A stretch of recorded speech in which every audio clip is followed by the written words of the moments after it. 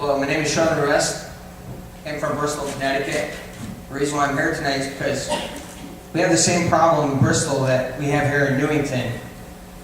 One difference between Bristol and Newington is Bristol already has more than its fair share of affordable housing. But that's not going to stop the state from trying to put affordable housing in our downtown because we happen to have a rail line running through it. What we have here is a loss of our representative government. And make no mistake, you're at a pivotal point in the state of Connecticut where the people are losing their right to stop anything from popping up next door to their home and being able to come to their town. I don't know what you want to call some of you people. Some of you people are just administrators of top-down policies, but that's not what you're elected to do. You're elected to represent the people in your town. I have the same problem in Bristol.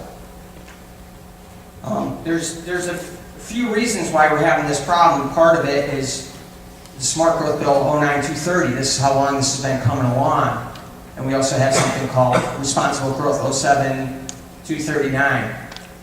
And both of those bills basically require communities to concentrate growth along their transit corridors as part of their plans of conservation and development. I heard a woman speak tonight about a survey that was done. I'm assuming that was part of their conservation development. I've been very closely keeping a close eye on our plan of conservation development in Bristol, and I can tell you that it's a farce. It is a farce. It's set up, your survey is set up so that you have predetermined answers in regards to affordable housing.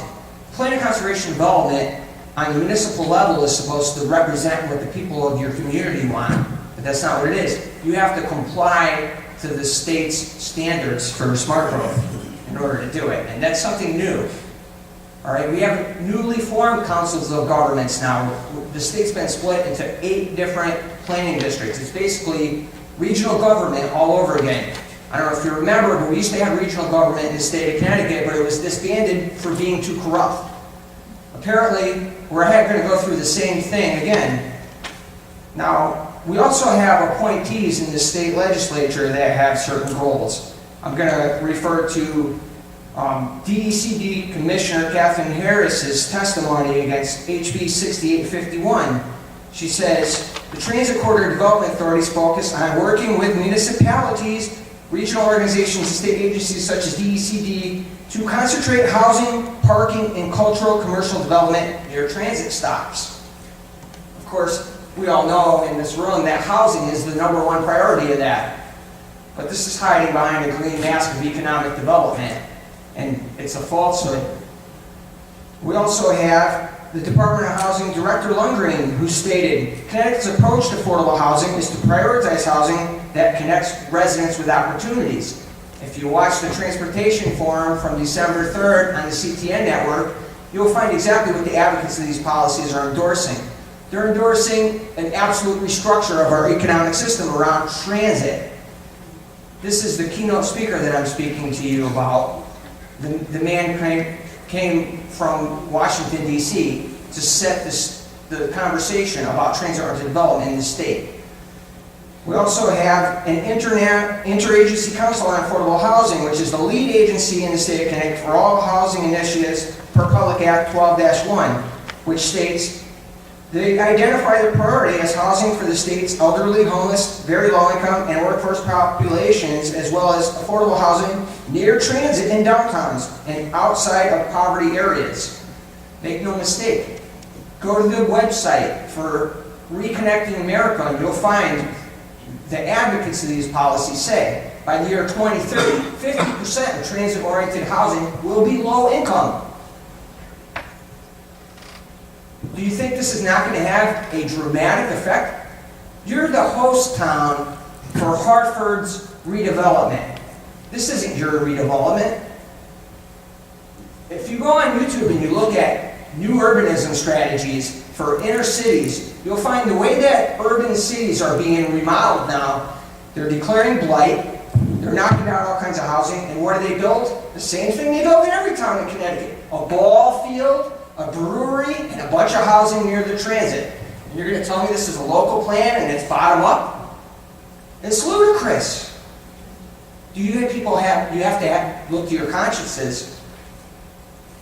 You can't let this just go through. Are you administrators of top-down policies, or are you representatives of the people? There's a number of proposed bills in the state legislature right now that all increase affordable housing. Some of them actually protect affordable housing. One of them is Bill 170. Senator Markley proposed a bill that would protect senior citizen housing.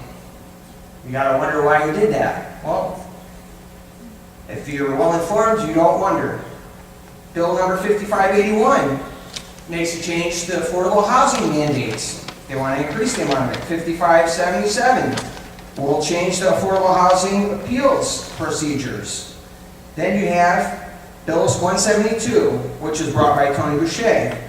And that bill is an act concerning the height of affordable housing units. And it's to prevent, and this is the statement of the purpose from the bill, to prevent high-rise affordable housing in small towns. You guys are a small town. This applies to towns under a population of 50,000. Doesn't apply to my town, applies to yours. What's the concern here? Well, if you look at the testimony from the legislation, you can read plainly. She's concerned about the smart growth implementation in your communities. Do you want your town center to have 7-story high, low-income housing? Because that's what you guys are in the hook for. You want to pretend that it's not happening, Mr. Borgeson? Thank you for your time.